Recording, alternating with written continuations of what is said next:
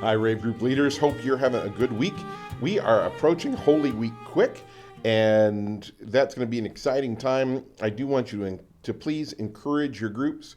We've got Monday, Thursday, Good Friday, and Easter services. Monday, Thursday, and Good Friday are both at 7 p.m. If you have folks who are generally on the live stream, that's not happening on that Thursday night. We're going to be kind of doing it at the back of the sanctuary in a round, and it's going to be a unique service, but there's no way to broadcast it. So if you have folks who generally watch the broadcast rather than coming, please let them know. We'd love to have them on Monday, Thursday. It's also a good way to get some folks who might be live streamers to come in person and recognize that they're missing out on family. So that's not part of this study, but I just wanted to advertise those things as we start. We're looking this week at the bread of life. And there's a few different things going on here. One of the key important things, and we see this in question 1, is that this is actually coming out of the feeding of the 5,000. That's the direct context. If you don't have that context, this passage doesn't make nearly as much sense. So it's really important to realize that both the feeding of the 5,000 has taken place, and the people want to install Jesus as king. That's actually why he flees, so that they don't try to make him king by force. He goes by himself to a mountain. The disciples go on boat to Capernaum. Jesus joins them in the middle of the evening, walking out to them on the water. And then they reach Capernaum.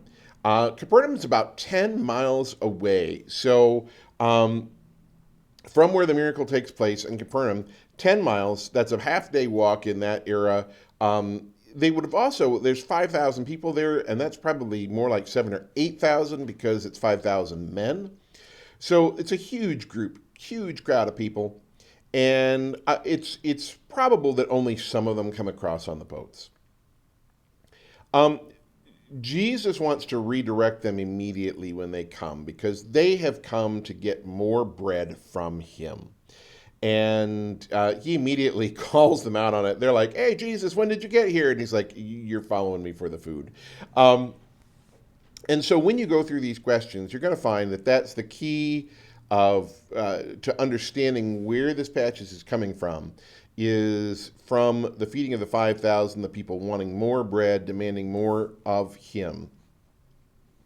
And this passage is essentially a back and forth between the people wanting food, wanting physical bread, and Jesus offering them spiritual bread, which they really don't want and really don't understand.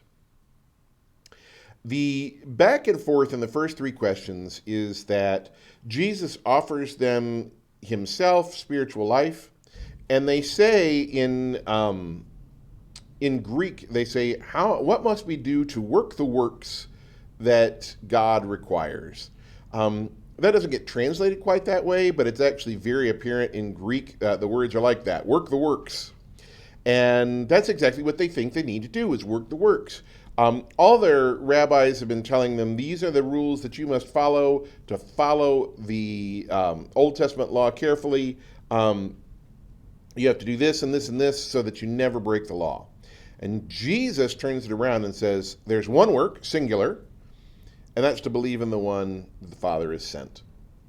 And what's ironic then about verse 30 in question 5 is that they're like, well, what work will you work to show us that you are the Christ? And by the way, we were fed the manna in the desert, and that would be a great idea now if you wanted to provide the manna. They don't say that. They imply it by quoting scripture to them about being fed manna in the wilderness. This works thing goes back and forth. It's especially obvious in the Greek, but realistically it's there in the English too. And it's this whole idea of they ask, what works must we work to do what God requires? Jesus said, there's only one work, believe in me.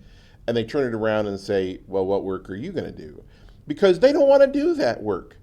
It's actually much easier for them to follow some more rules than it is to believe in him and trust in him in faith.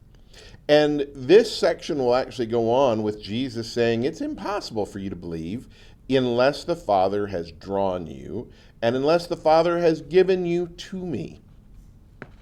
We're not going to spend a ton of time on the implications for election on this, but it's there, and your folks should be picking it up because it's a real part of this. Jesus is very clear about election in this passage. So it's not something that Paul made up or something that the Bible doesn't teach. It's all over the place. Jesus specifically says it here.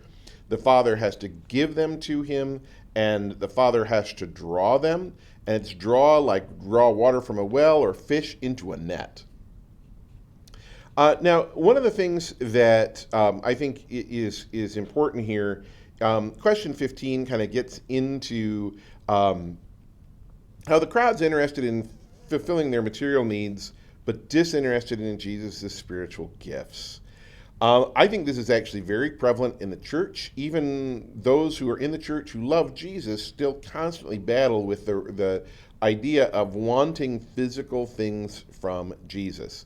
We often ask for healing, which he does, but we also want material goods. We want our needs to be met. And Jesus does actually meet those. We're told to pray for our daily bread in the Lord's Prayer. But one of the key things that we just need to talk about is that the pattern needs to be reversed. The material person thinks about material things first and sets spiritual things aside for later. The spiritual person puts spiritual things first and then puts the physical aside for later. And Jesus is telling them, get your order right. Like he says in the Sermon on the Mount. On the Sermon on the Mount, he tells them, you don't have to worry about what you eat or drink or wear. Seek first the kingdom of righteousness, or the kingdom of God and his righteousness, and all these things will be added unto you. The idea that if they follow him, then they will receive all that they need. A couple other things to look at as you're looking at this. First off, I do also want to point out as we go through, there is a typo. On question 8, that's actually a reference to John 6:32 and 33, not John 10:32 and 33. So if your folks get caught up on that one, just flip there and then look for your answer. A couple of other quick things, and these are kind of in the further discussion, but I think they're really important for us. The first is the relation of this back to communion.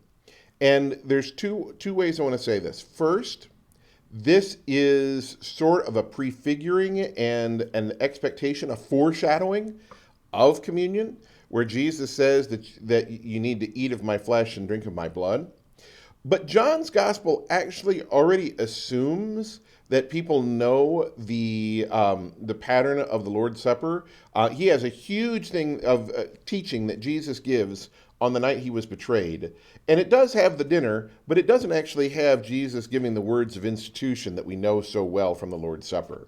So John may be showing Jesus here as that bread and cup at communion, but he's not so worried about us knowing that in the sequences that we see him telling us about that evening of the Passover meal that Jesus has with his disciples.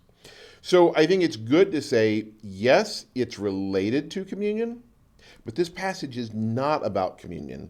When Jesus says, I am the bread of life, he's not just talking about the communion experience that we have where we meet with him at the Lord's table. He's actually talking about our whole lives. He is our sustenance. He is what we need.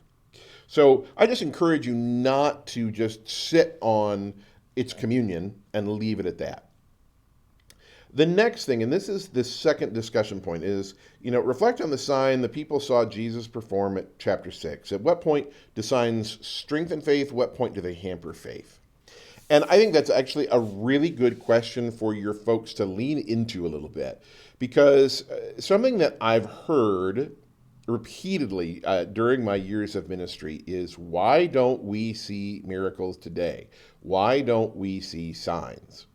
Well, I can tell you that I've had two different people tell me just within the last 2 days that prayer is powerful and effective, that they were sick, they had an issue, they had pain, and that the prayers of the people of Living Hope happened, and that they're no longer in pain, that the healing has happened.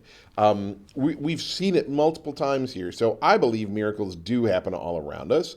I think the issue is the same issue that we see here, which is we always want one more sign. We want always one more proof.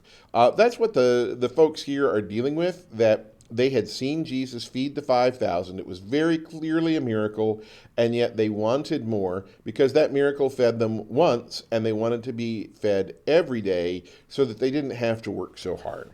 And they had rough lives. And God does care about our personal hunger, but his real interest is feeding our souls, and that's what he's talking about. So I think it's something important and worthwhile to talk about, is pushing back on the whole idea of why God doesn't do signs today, at least in the way that we think of. And in part, it's because Jesus did signs, and it was never enough for people who would not believe. The Pharisees were right there watching him as he healed people, and they'd ask, "What sign will you do for us?" And so it wasn't about the signs at all. They wanted something personal for them. They wanted something that spoke to them, not a healing for somebody else, but something selfish. And there was no guarantee that once they saw that sign, that they would accept it, because Jesus did many, many signs. He healed people. He cast out demons. He raised people from the dead. He healed a man born blind, and they still didn't consider those enough. And so I encourage us to think carefully about this when we say, why doesn't God give us signs in the modern age so that we may believe? The reality is he has. We just don't look very hard. And that sounds kind of judgmental, and I don't want it to be that way. But we have to be really careful, because the signs are all around us. God is showing his miraculous work all around us. They're just not in ways that we want to accept, because ultimately, if the Father has not drawn us, no matter how many signs we see, we're not going to believe. And if Jesus gives us belief through the Father, if the Father has given us to Jesus and we're part of his kingdom, then we will come to believe, even if we don't see any signs, because it's not signs that produce faith, it's God working in us that produces faith. Well, I hope you have a great discussion on this. Just so that you know, next week, Monday, Thursday, would normally be our broadcast for this.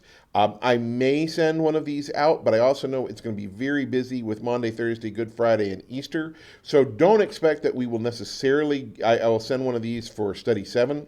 I know a couple of groups have already said that they're going to do Study 7 in advance, so that they have that week of Easter off, which is perfectly fine. So if you'd like to do that, you can. As far as Study 7 goes, I would just encourage you, if you can do it, if your folks want to do it on their own, that's fine. It is like the place where everything wraps up from the I Am study. So whether you do the groups separately, if you do them together, don't miss out on that study, because it really will pull everything together. So I hope you have a great day. I hope to see you this coming Sunday for Palm Sunday, and throughout the week next week. Have a great week till then.